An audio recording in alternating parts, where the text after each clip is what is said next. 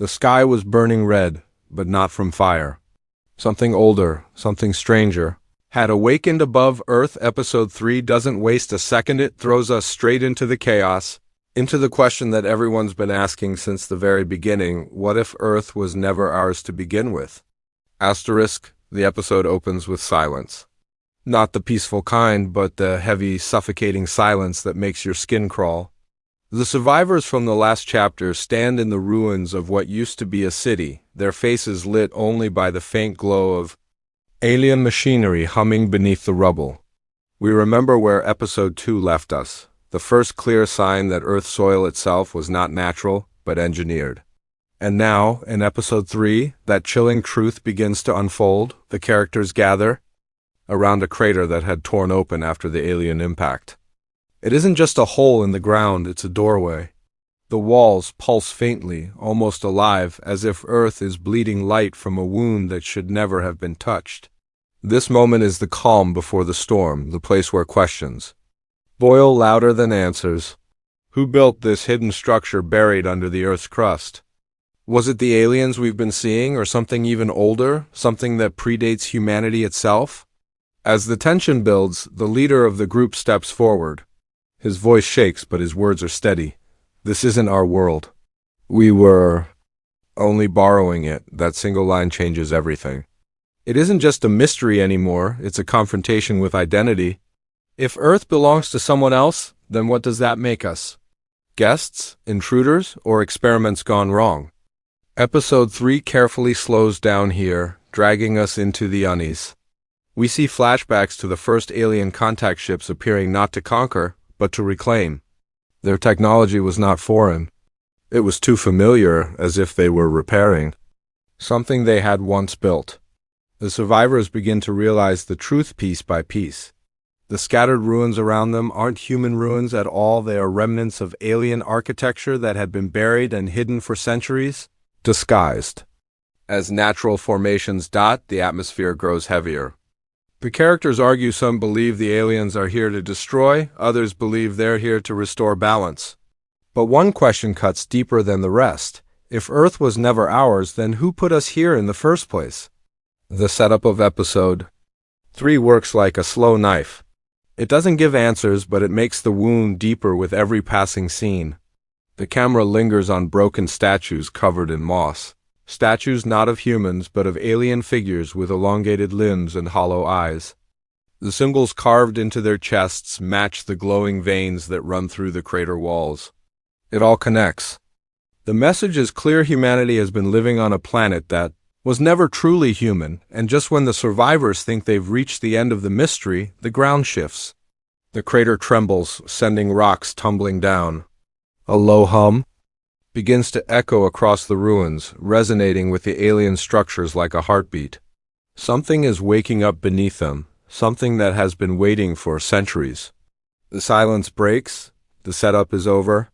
The nightmare is just beginning. Asterisk, the silence that shattered at the end of the first act doesn't fade. It grows. The low hum vibrating from the crater becomes a rhythm, almost like a chant, almost like a signal. The survivors know they shouldn't go closer, but curiosity is stronger than fear. One step after another, they descend into the glowing depths, every footfall echoing like they're walking inside the throat of something alive. Inside the crater, the air is thick, charged with static. Sparks jump across the alien walls, lighting up the group's faces in brief flashes. Their expressions say it all. This isn't just discovery, it's trespass. They're not supposed to be here. And yet, Episode 3 forces them deeper. It wants us to feel the claustrophobia, the way the air closes in, the way the hum becomes a heartbeat that drowns out their own. Then the first revelation: carvings. Not random, not meaningless. Stories. The walls are covered in alien markings that shift under the glow, rewriting themselves like memory in motion. One of the survivors, a linguist, notices patterns, repeating symbols of stars, of planets, of Earth itself. The truth begins to form. Earth isn't just a home. It's a design. The planet was planted, shaped, cultivated like a seed. Humanity didn't rise by chance. It was nurtured here for a purpose. The group argues, voices sharp in the heavy air. Some believe these are warnings left behind, signs that humanity has overstayed its welcome. Others think they are instructions, blueprints for something greater. But one detail silences them all. The markings show a figure human in form, but not in essence, holding the earth in its hands. Around it, shadows of creatures alien in shape bow down. Was humanity meant to rule, or was humanity meant to serve? Episode 3 doesn't stop there. The deeper they go, the stranger it gets. A cavern opens beneath their feet, vast and endless, filled with structures that should not exist. Towers rise out of the stone, humming with energy. Bridges hang in mid-air, glowing veins of light keeping them suspended as if gravity itself is a suggestion here. And in the center of it all, a massive structure like a cocoon pulses with the same red glow that painted the sky above. It is alive, waiting, watching. The survivors realize something chilling. The aliens who returned in Episodes 1 and 2 were not invaders. They were caretakers, custodians. They've been here before, and now they've come back to wake whatever is inside the cocoon. And the question burns hotter than ever. What if this thing inside is the true owner of Earth, and humanity is nothing more than a temporary tenant?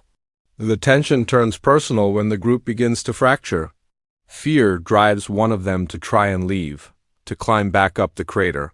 But the path seals itself as if the Earth refuses to let them go.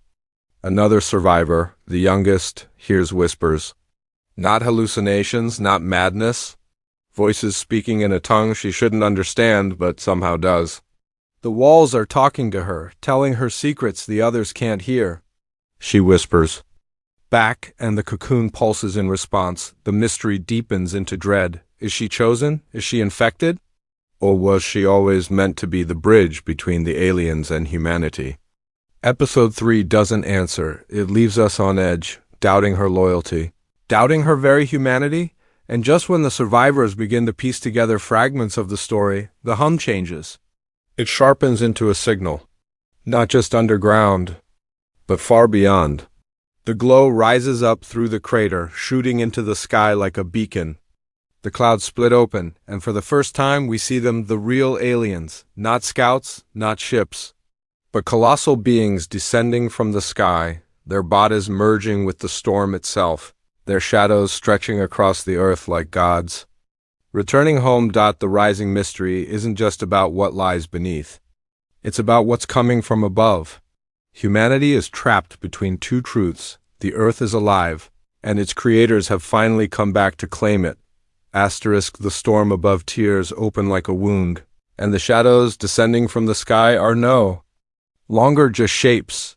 They are colossal beings, their limbs stretching like pillars of light and shadow. For a heartbeat, the survivors are frozen. They don't scream, they don't run, they simply stare, because what they are seeing is impossible. These creatures are not invaders, they are familiar. Their faces, if they can be called faces, mirror the statues carved into the ruins below. Statues older than time itself. The realization hits. Earth's myths, its gods, its forgotten legends, none of them were born from imagination. They were memories. Humanity has been living inside a story written by someone else, a story that is now waking up around them. The cocoon at the heart of the cavern pulses harder, responding to the storm. Each beat shakes the ground like a drum summoning the end of the world. The young survivor, the one who heard the whispers, steps forward. Her eyes are different now, brighter, glowing faintly with the same alien symbols carved into the walls. She doesn't look scared anymore. She looks chosen. The group begs her to stop, to resist, but it's too late. The cocoon splits. And inside, something begins to emerge. Not a creature, not entirely. Its form is unstable, shifting between human and alien, light and shadow. Every flicker shows a different face, sometimes a stranger, sometimes one of the survivors themselves. It's not just alive, it's reflecting them, as if it has been studying humanity from within the earth all this time. Then comes the moment that defines. Episode 3, the WTF moment that no one expected. The being speaks. Not with sound, but with thought, flooding every mind in the cavern at once. Its words are simple, chilling. You are the dream. We are the dreamers. And now the dream is over. Panic erupts. One survivor tries to fire at the cocoon, but the bullets dissolve mid-air, turning into dust before they even land. Another collapses, clutching their head as the voice drowns their mind. The young girl doesn't move. She only listens. And then she answers in the same silent voice, "No, the dream belongs to me." This is where episode 3 changes everything.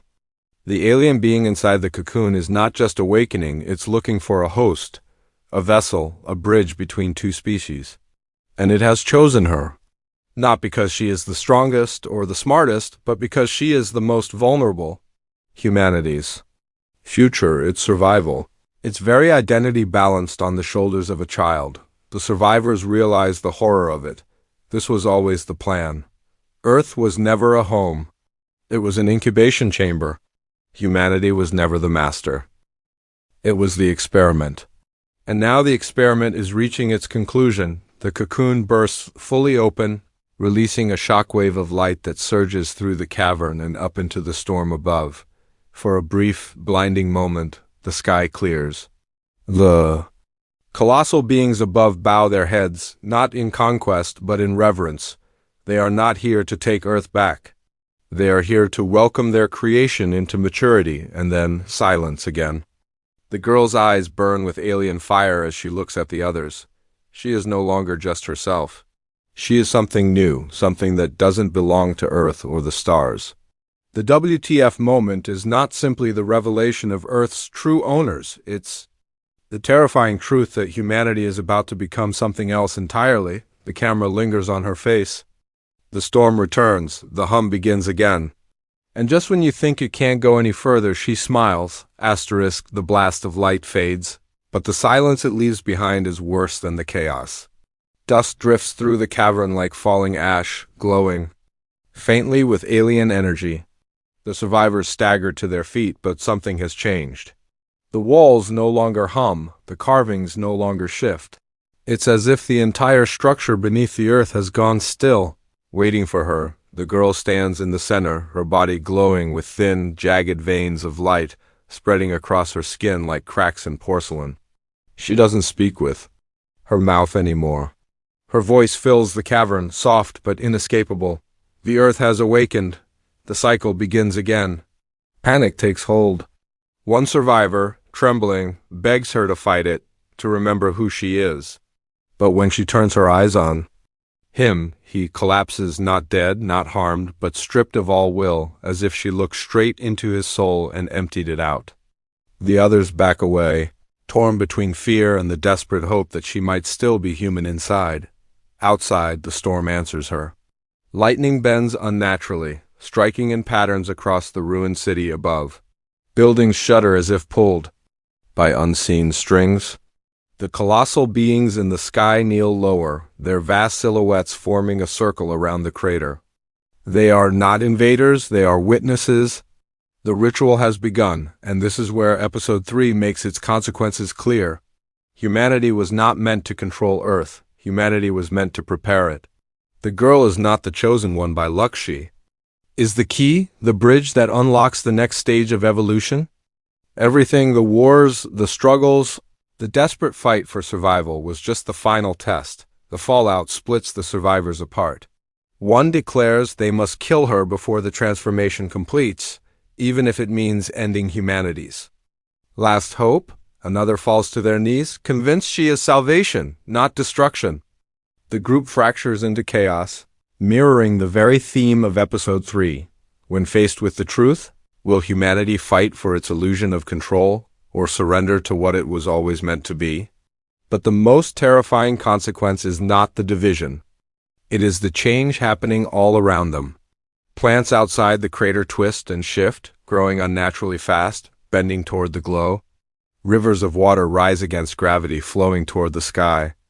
Even the air itself feels alive, whispering with voices that are not human. Earth is no longer a planet. It is awakening as a living, conscious being. Responding to its rightful heir, the girl raises her hand and the colossal beings stir. For The first time, they speak not in words, but in a deep resonance that shakes the bones of the earth itself. It is worship. It is obedience. They bow to her, to the vessel that now holds their ancient design. And for the survivors watching, the horror is undeniable. Their child, their companion, their friend, is no longer one of them. She is something greater, or something worse. Episode 3 ends, not with answers, but with dread.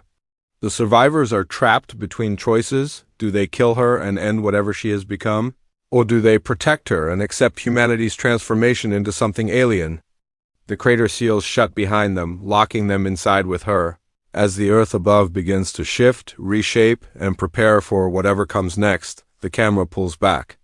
The sky is no longer red, but alive with veins of light stretching across the horizon like roots in the atmosphere. Humanity's illusion of ownership has been shattered. The true owners have returned. And now, one of humanity's own carries their legacy inside her. The consequences are clear. Earth will never be the same.